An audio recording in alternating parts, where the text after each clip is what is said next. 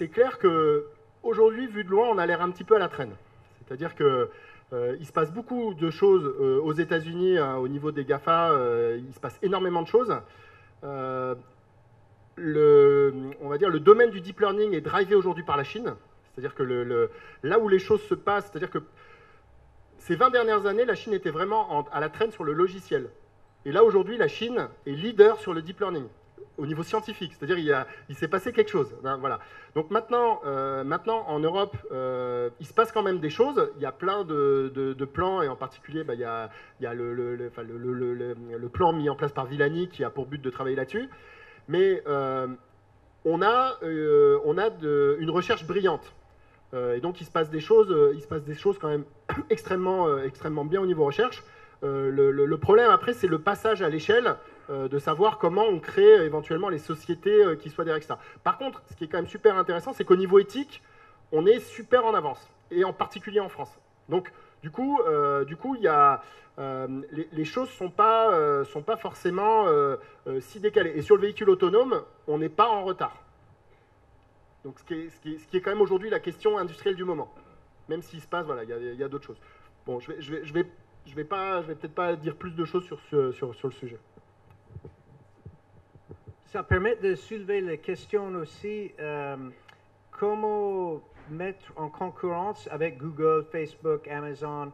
En fait, l'autre jour, j'étais à l'ISIR, donc un grand laboratoire de robotique à Paris, et j'avais demandé à le directeur comment tu peux t'organiser quand tu as des concurrentes qui font la même chose que toi, les projets de recherche que tu mènes dans ton laboratoire de recherche. Maintenant, tu as des concurrentes comme Google et Facebook. Comment tu fais pour ne pas faire marcher sur les pieds? Et il disait, en fait, pour ne pas faire marcher sur les pieds, on marche sur les pointes du pied. Donc, en fait, ça veut dire qu'on essaie d'identifier les choses un petit peu plus subtiles et peut-être un petit peu plus difficiles qui ne peuvent pas être résolues par les grosses marteaux de le machine learning à fond, mais qui nécessitent un petit peu plus de réflexion. Et donc, je crois que c'est là aussi où la France et l'Europe peuvent bien se positionner par rapport à ça.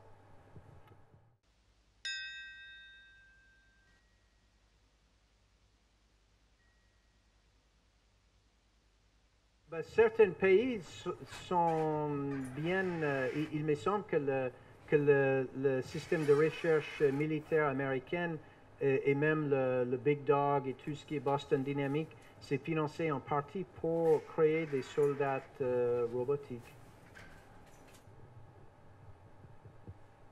Pour toutes les commissions d'éthique, il apparaît clair qu'il faut interdire les robots tueurs, en particulier les robots autonomes tueurs.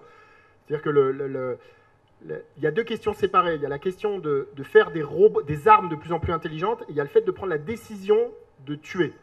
Et c'est des questions qui ont été soulevées à Genève il y a maintenant 2 ans et quelques, parce que clairement, les fabricants de drones voudraient passer à des systèmes qui ont la capacité de tir autonome. On va dire que tous les... il y a une espèce d'unanimité scientifique pour dire que ces choses-là doivent être interdites, mais le problème, c'est que si on s'intéresse au monde de l'armement, il y a beaucoup de choses qui potentiellement devraient être interdites. Et du coup, voilà. Alors, après, il y a quand même un truc qui fait que, si on prend aujourd'hui le cas des robots démineurs, donc qui sont fabriqués par la même société qui vend les aspirateurs, que certains d'entre vous sont peut-être équipés, et qui a gagné plus d'argent en vendant des robots démineurs que des aspirateurs au début de sa carrière, la question s'est posée dès le début de rendre ces robots démineurs autonomes, et en fait, ça ne s'est pas fait parce que le risque que ces robots soient retournés contre l'armée américaine était considéré comme trop fort. Et du coup, il a été considéré comme extrêmement dangereux de faire que ces robots démineurs soient autonomes, parce que ça aurait mis en situation que les forces adverses auraient pu les prendre, les transformer en des bombes et faire qu'ils retourneraient d'eux-mêmes d'où ils venaient, etc. Donc du coup, la problématique du robot autonome, ça pose quand même... c'est-à-dire que si vous envoyez dans un pays en guerre un robot qui vaudra 100 millions ou plus, 500 millions d'euros, qui est autonome, etc., et que ce robot se fait capturer, ça pose un énorme problème potentiel que ce robot, vous le récupérez en retour. Et par définition, ce robot, vous risquez d'aller l'amener sur la zone de guerre, enfin vous le livrez en fait.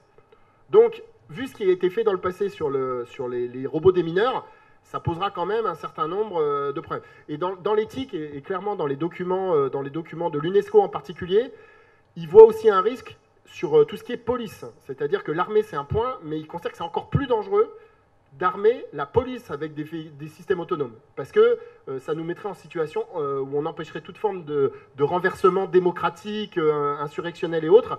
Et ils considèrent que c'est encore pire que des systèmes pour l'armée. Donc ça, c'est des vœux, mais voilà, quel sera l'avenir exactement là-dedans on peut se poser la question.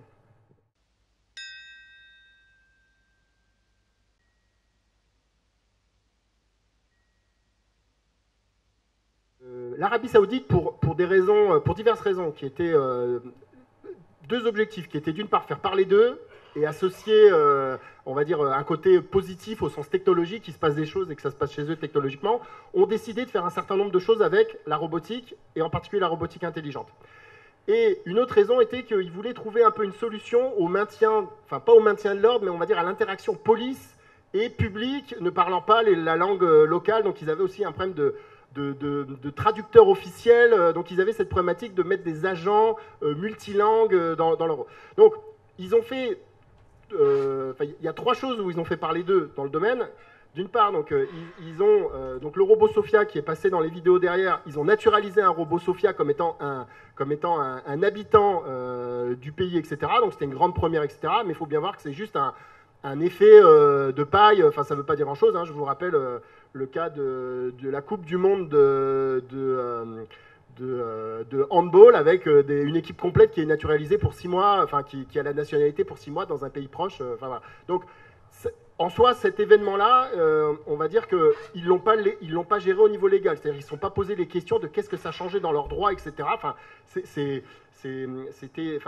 donc du coup, on va dire que c'est juste un effet de com'. Ensuite, il y a deux autres choses qu'ils ont fait. C'est qu'en fait, ils installent des robots adjoints de police, et ce n'est pas Sophia. Sophia, elle prend la nationalité, mais ce n'est pas l'adjoint de police, Sophia. Elle est là en décor, etc. Par contre, ils ont passé un gros contrat avec une société espagnole qui s'appelle PAL Robotique pour justement équiper la police de robots. Mais il faut bien comprendre que ces robots-là sont des robots d'accueil. Enfin, on va dire que ce sont des auxiliaires de police, mais ces robots n'ont... Enfin, pour moi, on est à milieu du robot qui pourrait devenir un robot armé, etc. On est sur des robots, oui, on leur a mis une casquette, etc., mais ce sont des robots d'accueil, etc. Et par contre, ils ont aussi lancé un gros projet avec des véhicules autonomes et des drones pour avoir des... Mais là, on est sur de la com aussi. C'est-à-dire, concrètement, il y a eu un petit effet d'annonce, mais à part faire sourire les professionnels du secteur, ça n'a pas suscité la moindre émotion au niveau des risques éventuels qu'ils étaient en train de créer une police autonome. Hein.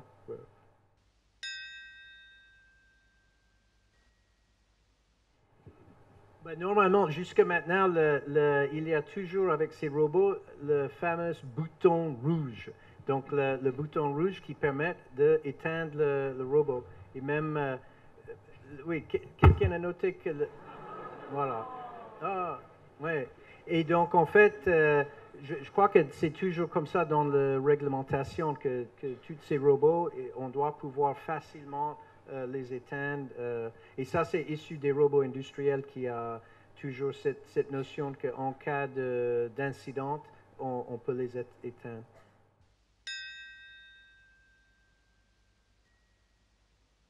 Si on prend par exemple un robot comme celui-là, avec ses batteries qui se trouvent dans la base, il peut tenir une dizaine d'heures. Donc c'est quand même sympathique, il y a moyen de le laisser allumer toute la journée sur ses batteries, etc. Si on prend un robot comme le robot Atlas qui faisait les acrobaties tout à l'heure, pour qu'il n'ait pas un fil qui lui pend dessus, on est sur une logique de 30 minutes maximum. Et par contre, ce qui est plus intéressant dans l'autre sens pour moi, c'est que si vous prenez le cas du robot Watson qui répond aux questions, c'est-à-dire voilà, ce truc-là, c'est 10 racks de serveurs, c'est-à-dire que pour que Watson puisse répondre en temps réel aux questions de Jeopardy, on est sur l'équivalent de 500 PC que vous avez chez vous. Donc ça veut dire qu'on est globalement sur donc 500 watts globalement. Voilà, on est sur 250 kilowatts, si je ne me trompe pas. Donc aujourd'hui, on n'a pas ces robots qui ont l'intelligence de Watson, parce que ça voudrait dire qu'en face, vous avez ça, vous avez 250 kilowatts pour être capable de répondre en temps réel à des questions ultra complexes, subtiles, etc. Voilà. Par contre, un robot comme ça, vous voyez, c'est pas trop le problème. Hein, on n'est pas, voilà, c'est pas délirant. Mais l'intelligence aujourd'hui, le rapport énergétique de l'intelligence, là, c'est chaud. Là, les gens qui utilisent leur téléphone avec Siri, pendant que Siri fait une reconnaissance de ce que vous êtes en train de lui demander, il y a l'équivalent d'une petite salle de calcul qui fonctionne pendant 100 millisecondes. C'est pas rien. C'est pas... Je crois que c'est pareil quand on tape une requête en Google, ça consomme énormément d'électricité sur les serveurs quelque part en Californie.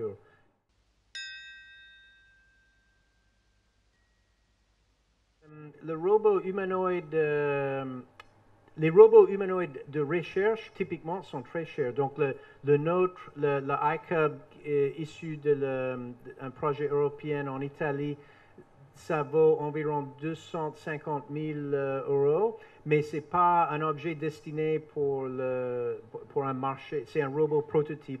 Et par contre, le Pepper, ça vaut quoi, 20 000, 12 000 euros, et probablement, possiblement beaucoup moins cher. Donc, je crois que les prix sont, c'est toujours avec le marché, un marché plus important, le prix réduit, mais ça va... Ça, c'est un objet maintenant qui peut être dans comme une maison de retraite ou un système avec un certain financement et plus tard carrément dans les maisons.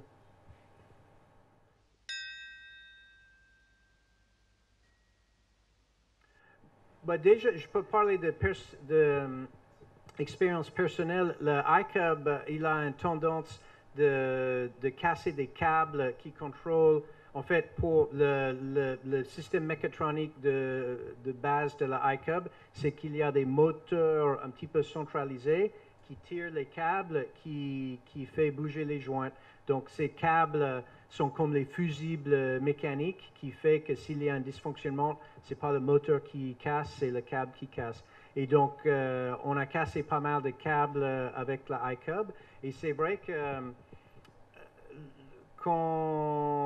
certaines fois, on peut anticiper, et même on est juste à côté le bouton rouge pour décider, bon, est-ce qu'il va déconner? Il faut toucher le bouton rouge, mais ça va interrompre l'expérience. Et moi, on peut tous sentir, je ne sais pas si c'est une empathie, mais c'est une sensation qu'on souhaite éviter cette espèce de douleur ou cette espèce de mal qui va arriver au robot. En partie parce que le mal qui arrive au robot, c'est un mal qui m'arrive, parce qu'après, c'est nous qui devons faire la chirurgie pour corriger ce problème qui est un petit peu compliqué. Mais non, je crois que, je ne sais pas si c'est la réponse à votre question, mais on est très facilement pris par le fait que le robot a le statut comme un chat ou un chien. C'est quelque chose animé qu'on souhaite protéger, qu'on souhaite pas mettre dans des situations de danger. Et même, on voit même avec un robot comme le Pepper qui fait ces petits gestes qui donnent l'impression d'une présence animée, qu'on a, c'est inévitable qu'un objet qui réagit à nous comme ça, physiologiquement, on a une réaction que c'est comme un animal devant nous.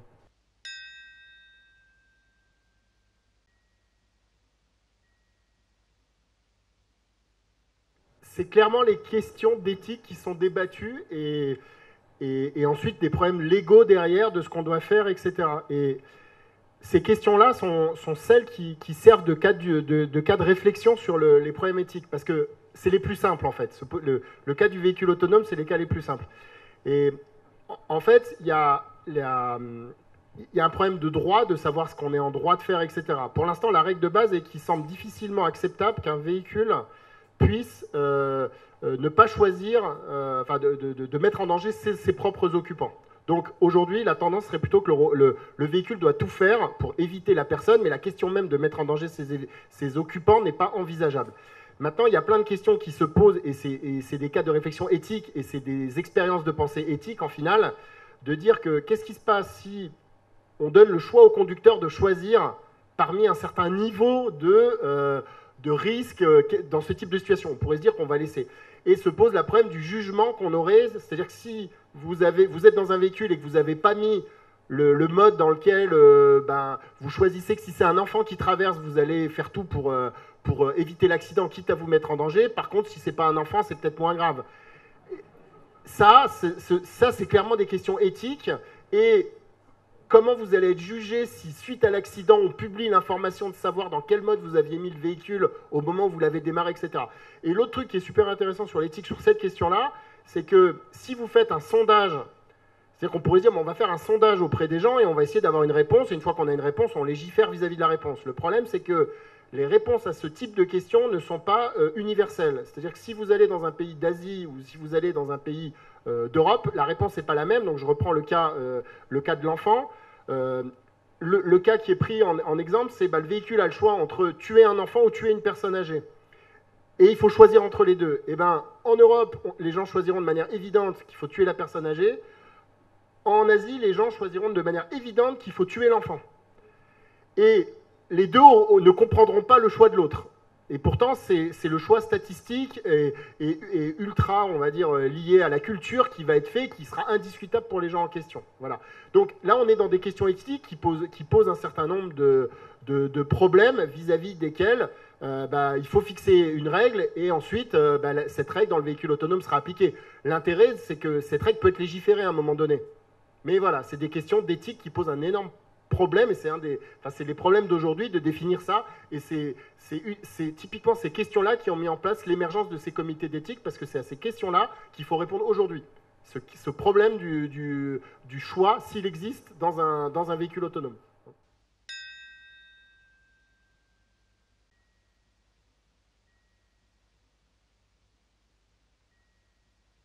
J'ai une première réponse à ça. En fait, là, vous faites allusion à les classes de problèmes qui peuvent être résolus par le nouveau mode de deep learning, ou les systèmes où on a accès à des masses incroyables des données. Et donc, par exemple, les millions de jeux d'échecs, où en effet, un système peut calculer les statistiques sur un nombre phénoménal des matchs, et donc la connaissance de l'expert, il est superflu parce que, en fait, la connaissance de l'expert, il est codé statistiquement dans tous ces matchs. Pareil pour la traduction. Donc, la traduction, avant, il fallait avoir un modèle linguistique un petit peu. Maintenant, avec l'accès à des énormes corpus parallèles entre deux langues, les systèmes peuvent apprendre les statistiques qui permettent de dire cette séquence de mots est traduite en cette séquence de mots. Par contre, donc la promesse de ça, c'est phénoménal, et on peut presque dire, donc c'est fini, tout le fonctionnement cognitif chez l'homme peut être remplacé par ça. Mais en fait, il y a peut-être la majorité de choses qu'on fait qui sont intéressantes, qui sont pour l'instant pas abordables par cette approche. Et donc, notamment, tout ce qui est interactif, donc par exemple, l'apprentissage qu'un enfant va faire en interaction sociale avec son entourage et en interaction physique avec le monde autour de lui pour apprendre le sens des objets et pour apprendre la langue et pour avoir un sens de la culture où il habite. Tout ça ne peut pas être caractérisé par les énormes corpus parce que c'est un apprentissage interactif avec un environnement dynamique. Donc là, on peut dire oui, mais on peut simuler. Tout ça pour dire qu'il y a peut-être parmi les choses les plus intéressantes au niveau cognitif chez l'homme qui sont peut-être pas abordables par ces approches statistiques. Donc, oui, l'intelligence artificielle, même ça, c'est le deep learning, c'est à peine l'intelligence artificielle, c'est les méthodes d'apprentissage massivement puissantes qui travaillent sur les grosses bases de données, mais il y a plein de choses qui ne sont pas abordables par ces méthodes. Il y a une chose qu'il faut savoir qu'au niveau... Enfin, il y a une compétition internationale sur l'intelligence artificielle, ce qui fait que les gens, ils aiment bien communiquer, les grandes entreprises aiment bien communiquer. Et du coup, il y a un effet de com qui nuit aussi au fait de comprendre où on en est réellement. Parce qu'il y a un côté de dire, regardez, on est super bon, donc maintenant, on va faire du business avec vous pour votre société. Vous avez besoin de nous. Donc, aujourd'hui, on est dans une phase très particulière qui est que, là, maintenant, le but, c'est comment vendre à toutes les sociétés du monde entier de l'intelligence artificielle. Et en gros, on va leur en vendre de la bonne et de la très mauvaise. Donc là, il y a un effet de com. Et Watson, c'est génial. Derrière Watson, IBM a sorti une offre Watson, mais l'offre Watson n'était pas aussi géniale que le Watson qui a gagné Jeopardy. C'est-à-dire qu'on ne met pas une équipe de 60 personnes pendant 5 ans avec un budget illimité pour gagner un jeu, et ça marche très bien, et derrière, le truc va marcher pour une société avec son problème particulier. Ça ne marche pas si bien. Et donc, pour revenir au changement donc sur Alpha 0, donc la version non supervisée de AlphaGo, entre guillemets, on va dire, il y a une tricherie pour moi dans ce type de situation qui est qu'on est sur des jeux, c'est-à-dire que vous avez la règle du jeu. C'est-à-dire que oui, le gros changement, c'est qu'on n'a pas donné les jeux des experts à la machine, c'est-à-dire qu'on ne lui a pas donné la base de données des meilleurs joueurs, mais en gros, on lui a donné la règle du jeu, donc elle peut jouer contre elle-même. C'est incroyable, et à la fin, elle est meilleure en jouant contre elle-même, etc. Alors, il y a quand même des gens qui râlent, et je ne vais pas expliquer pourquoi, mais les spécialistes disent qu'il y a quand même une petite truanderie sur... c'est pas si extraordinaire pour un détail, mais je ne vais pas rentrer dedans. Par contre, c'est du non supervisé, mais sur une théorie des jeux finie, connue, maîtrisée. C'est pas pareil de dire qu'on fait du non supervisé avec un robot de service qui va se promener dans la rue. C'est-à-dire qu'on n'a pas la règle du jeu, il faut la créer au fur et à mesure, et on a un problème de définir est-ce qu'on est content ou pas content. Sur un jeu, ça ne dure pas longtemps. Jouer une partie d'échecs, c'est pas long. Et donc, le système peut jouer des milliards de parties d'échecs en peu de temps. C'est pas pareil que de sortir dehors et de se faire l'expérience de sa vie. Vivre une vie d'un adulte même de 100 ans, eh ben, il faut 100 ans pour la vivre, cette vie. Et la machine, c'est compliqué qu'elle aille vivre ses vies et apprendre en mode non supervisé. Donc, aujourd'hui, il se passe plein de choses, mais là où l'humain semble encore à un niveau incroyable, c'est sa capacité qu'avec très peu de données d'expérience, il va apprendre et reconnaître. C'est-à-dire qu'aujourd'hui, la machine, elle explose l'homme sur tout ce qui est reconnaissance de patterns, etc. C'est meilleur que l'homme. Donc, pour tout ce qui est reconnaissance visuelle ou autre, on est meilleur que l'homme. Par contre, avec très peu d'infos de base à prendre, l'homme est bien meilleur que la machine. Donc aujourd'hui, si on limite le corpus d'entrée dans l'apprentissage, l'homme est bien meilleur sur sa capacité de généralisation. Et aujourd'hui, on ne sait pas faire ça. On ne sait pas faire la généralisation. On peut régler une partie du problème demain, mais c'est pas les jeux, c'est pas ça, c'est pas là que ça se passe. C'est-à-dire c'est trop simpliste comme situation. Quelle que soit la complexité du jeu, ça reste trop simpliste par rapport à la vraie vie et aux vrais problèmes de la vraie vie. Donc, c'est pas des preuves encore, ça. Et pour moi, une des choses qu'aujourd'hui on ne fait pas, et c'est bien, c'est aujourd'hui, il nous manque un benchmarking de l'intelligence artificielle du futur. Et si on revient sur les bases, c'est Turing 1950. Turing en 1950, il a tout écrit. C'est-à-dire, il est en 1950, on ne sait pas faire des ordinateurs, on a des calculatrices et il écrit un document où il explique ce qui va se passer, il explique que ça va se passer maintenant. Et en gros, il explique que ce qui serait bien pour la fin du siècle précédent, c'est on règle le problème du jeu d'échecs, c'est fait, et il sous-entendait bien que c'était un détail dans des autres choses à régler, mais c'était prévu. Et il dit, et puis clairement, la suite, c'est des machines qui apprennent, etc. Et comment on va faire une machine qui apprend ? La seule bonne solution, ça va être de faire que ça va être un enfant qui va apprendre en étant à côté de nous. Et en gros, pour moi, il place déjà la neurorobotique telle que tu l'as définie en partie tout à l'heure. C'est-à-dire qu'il place déjà que l'étape suivante, c'est que c'est une intelligence artificielle qui grandit avec nous. C'est-à-dire qu'elle va à l'école, et ça on l'a pas aujourd'hui, c'est-à-dire l'intelligence artificielle qui suit les cours, qui passe le bac, et là on peut commencer à discuter. Et pour moi, la révolution qui n'a pas eu lieu aujourd'hui, et c'est bien symptomatique de comprendre à quel point les IA sont faibles aujourd'hui, et pas si fortes, c'est qu'aujourd'hui on ne sait pas faire d'IA capable de faire des démonstrations mathématiques du niveau de nos mathématiciens. C'est-à-dire que dans les maths, il y a du calcul. Aujourd'hui, c'est OK, les machines savent faire du calcul bien mieux que tout le monde. Par contre, les théorèmes des mathématiciens, ces théorèmes, aujourd'hui, on sait à peine les prouver informatiquement. C'est-à-dire qu'on sait à peine automatiser les preuves des plus grands théorèmes mathématiques de ce siècle. Et on est incapable et à milieu aujourd'hui de faire une IA qui produit ces théorèmes. Et encore moins de manière non supervisée en mode et qui en créerait de nouveaux, etc. Donc c'est-à-dire que oui, il se passe des trucs incroyables sur des choses très basiques, mais que nous, on a tendance en tant qu'être humain à dire c'est compliqué. Gérer la vie quotidienne aujourd'hui, bah, c'est très compliqué, on n'a pas grand-chose qui sait le faire. Et à l'opposé, nos mathématiciens, on aurait pu se dire bah, c'est réglé les maths. Mais non, les démonstrations mathématiques du siècle dernier sont aujourd'hui un domaine, voilà. Mais par contre, le jour où les IA, c'est-à-dire que le jour où vous entendrez à la télé que telle IA a démontré automatiquement en mode non supervisé telle conjecture, là, oui, on n'aura pas 5 cap. Là, on pourra discuter et dire, ouais, ok, je pense qu'il ne reste plus grand-chose. Voilà. Mais ça, on n'y est vraiment pas. C'est-à-dire qu'aujourd'hui, hein, redémontrer les meilleures démonstrations, c'est déjà pas bien faire. Et ça nous coûte à chaque fois 3-4 ans avec une équipe de 5-10 spécialistes. Enfin, c'est le délire. Pour redémontrer une preuve qui a été écrite, mais voilà. Voilà. Donc, oui, il se passe plein de trucs. Moi, je vois pas de limite à l'intelligence artificielle, contrairement à d'autres. On n'est pas toujours en accord là-dessus avec Peter, mais on est encore loin le mathématicien génial, dont la plupart des gens peuvent même pas comprendre en quoi c'est génial. Bah, celui-là, on n'y est pas. C'est-à-dire que les IA d'aujourd'hui si on comparait l'intelligence de ce mathématicien à l'intelligence d'une IA d'aujourd'hui, c'est rien à voir. On est pareil que la fourmi par rapport à nous. Ça n'a rien à voir. Donc voilà, il y a encore de la marge. Hein.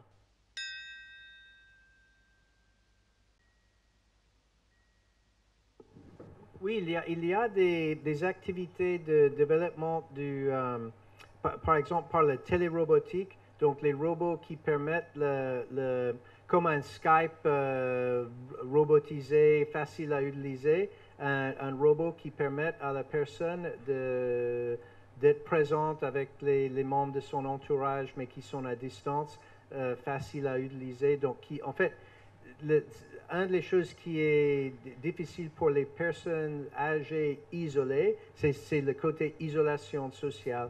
Et donc, c'est pas vraiment une intelligence artificielle, mais c'est un robot qui, en fait, est juste un portail pour donner accès à cette personne à le monde extérieur.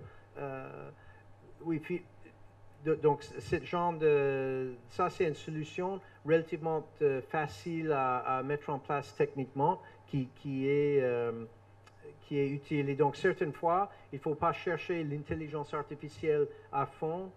Il y a des solutions techniques plus simples, mais qui résolvent ce genre de problème.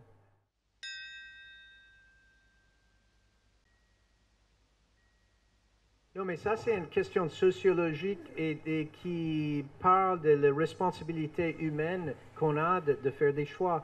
Une fois, on avait parlé de cette l'aide soignante pour les personnes âgées robotiques et quelqu'un m'avait dit, pourquoi pas imaginer quelque chose complètement différent où on fait création d'emplois et on fait que l'aide soignante pour les personnes âgées sont des personnes qui ont des emplois qui sont peut-être revalorisés parce que c'est des emplois difficiles et que donc ça c'est un choix de société. Donc certaines fois nous on peut dire écoute on est des scientifiques, on essaie de faire des avancées, on le propose mais on ne l'impose pas et donc c'est des choix de société. Donc à la limite c'est aux citoyens de s'informer et peut-être de dire, moi, je ne veux pas participer à ça. Je ne veux pas des robots dans les maisons de retraite. Je ne veux pas un robot chez moi.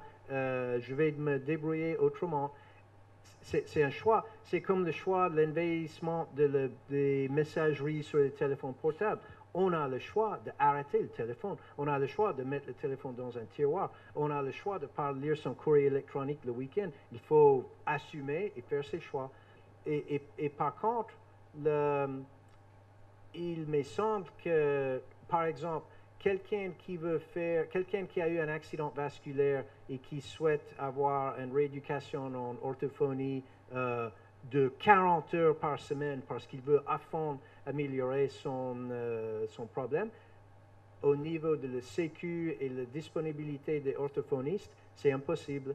Et donc là, il me semble qu'au moins il y a certains cas où la mise en place d'un système automatisé qui permet de faire quelques services de style rééducation orthophonique ça remplit une lacune où il n'y a pas vraiment une solution pour l'instant. Mais je suis tout à fait d'accord, c'est des choix très importants. On est peut-être dans ou peut-être pas, mais on est peut-être dans un espèce de choix sociétal de où est-ce qu'on veut rester humain ou est-ce qu'on veut être machinisé et est-ce qu'on veut être technologisé, est-ce qu'on veut et il faut faire des choix. C'est comme le nucléaire ou les cellules souches, la modification génétique. Les scientifiques inventent les outils puissants. Et les outils puissants sont potentiellement dangereux. Et donc, il faut que tout le monde prenne la responsabilité pour décider, comme une société, comment est-ce qu'on va intégrer ces technologies puissantes dans notre culture. Cette question-là, pour moi, elle est super importante. Enfin, c'est le côté global de est-ce qu'on veut des robots, est-ce qu'il faut les mettre, etc.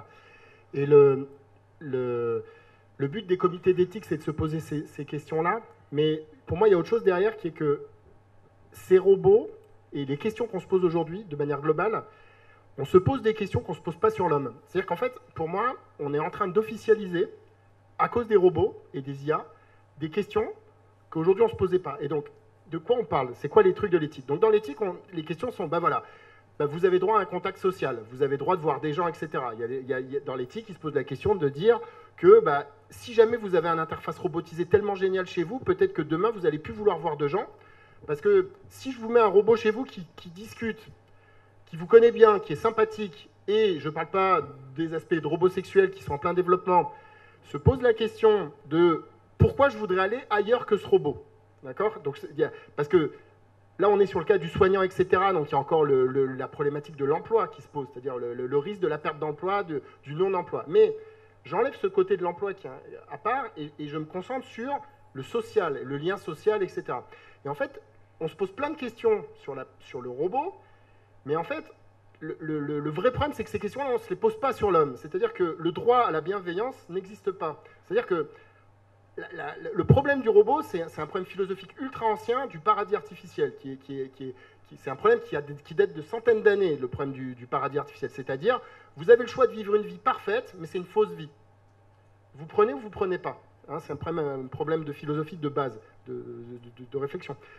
Et là, on est en train de construire ce modèle-là avec les robots. C'est-à-dire, je vous offre un robot chez vous qui va faire que votre vie va être agréable, sympathique, vous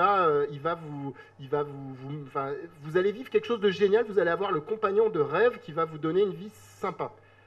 Vous le prenez ou vous ne le prenez pas? Vous voyez, c'est ça la question qui se cache derrière. Et le problème, c'est que on aurait envie de dire, mais non, c'est nul, je ne veux pas vivre dans un monde où en fait j'ai plus de relations avec des vrais humains, etc. Mais en face, est-ce que la société vous offre un paradis naturel? C'est-à-dire, est-ce qu'en face, vous avez le choix d'une société dans laquelle votre voisin vient sonner chez vous tous les matins, vos enfants vous appellent 2 heures par jour, même si ça les ennuie, etc.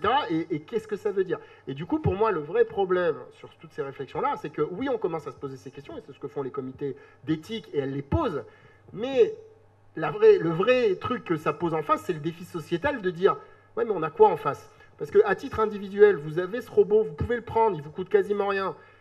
Vous n'allez pas le prendre parce qu'il va vous désociabiliser, mais est-ce qu'on vous offre en face cette vie sociale géniale ou pas, etc. Et je voudrais juste citer un détail là-dessus, c'est une étude que j'ai lue il y a pas longtemps, qui montre que le développement des réseaux sociaux a fait chuter dans les pays occidentaux les taux de suicide. Parce que vous avez des populations de gens qui avant étaient dépressifs, suicidaires, qui n'avaient personne vers qui se retourner, et en fait, au travers des réseaux sociaux, ils ont une illusion d'existence sociale qui en fait, ils font des coms, ils font des trucs, et ils sont dans un ensemble où peut-être qu'on leur répond, etc. Et en fait, on leur a créé une vie sociale. Et du coup, on a clairement des chiffres corrélés, ça pourra être encore discuté, mais je vais partir de l'idée que c'est vrai, moi ça me semble potentiel. Et du coup, là, ça revient à dire, là, cette même question, vous l'amplifiez sur le robot de service de demain, et vous avez votre paradis artificiel. Vous prenez, vous prenez pas. Tout le monde est heureux, etc. Est-ce que ça amène à ce qu'à un moment, les gens se désociabilisent réellement ou pas? Quel est l'intérêt qu'on a encore à avoir des vraies relations ou pas, etc., avec des gens réels ou pas, etc. J'extrapole le futur le plus lointain. Mais la vraie question, elle est là. Et le problème, c'est qu'aujourd'hui, bah, oui, on a envie de dire c'est pas bien, mais on n'a rien que la société met en face de ça. C'est-à-dire, c'est facile de dire c'est pas bien, mais Peter prenait le cas du coût de l'orthophoniste, mais moi je parle de est-ce que vous allez donner 1 heure à votre voisin, est-ce que vous allez donner 2 heures à votre famille par jour, est-ce que vous allez donner 3 heures aux autres, en estimant que c'est un droit inaliénable de l'humanité et que vous avez une espèce d'obligation morale de le faire. Et aujourd'hui, c'est ça la vraie question. Donc oui, c'est peut-être pas là qu'il faudrait mettre l'énergie, mais la vraie, moi ce que je trouve sympathique dans toutes ces choses-là, c'est que c'est l'occasion qu'on se pose ces questions et qu'on se rende compte que le problème, c'est pas la technologie. Le problème, c'est les valeurs humaines et la bienveillance et qu'est-ce qu'on met derrière ça et comment, dans notre propre rapport à nous et à notre temps et à notre argent, on donne de ce temps et de cet argent aux autres dans une logique de quelque chose qui est plus important que nous-mêmes. Et là-dessus, les robots, oui, c'est peut-être une solution, etc. C'est peut-être pas bien pour plein de raisons, mais poser les vrais problèmes et dire c'est quoi la solution, ben, moi, je trouve ça super intéressant. Et ce qui se développe aujourd'hui en éthique, je trouve ça passionnant sur le fait d'arriver à poser ça et de se dire ah, c'est pas bien, ok, en face, qu'est-ce qu'on met et qu'est-ce que la société met en face. Et voilà, ça, c'est autre chose.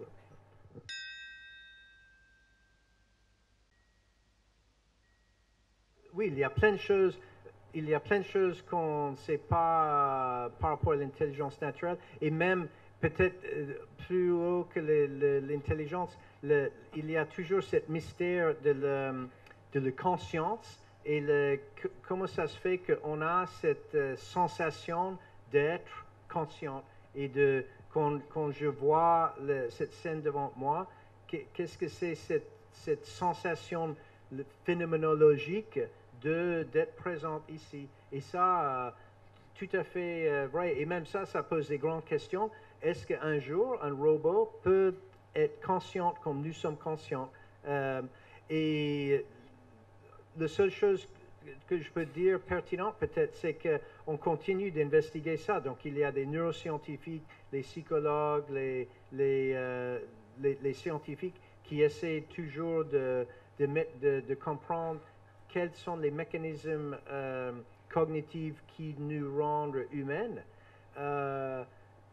Ça n'empêche pas, par contre, que regarde tous les progrès qui sont faits en dite intelligence artificielle. Donc, c'est sciences de l'information bien maîtrisées qui permettent de faire plein de choses. Donc, les deux peuvent procéder ensemble. Ça veut dire que malgré le fait qu'on ne maîtrise toujours pas l'intelligence humaine, ça n'empêche pas de faire des progrès sur les sciences d'information qui s'appellent intelligence artificielle, mais peut-être le nom même, ça peut appeler autre chose.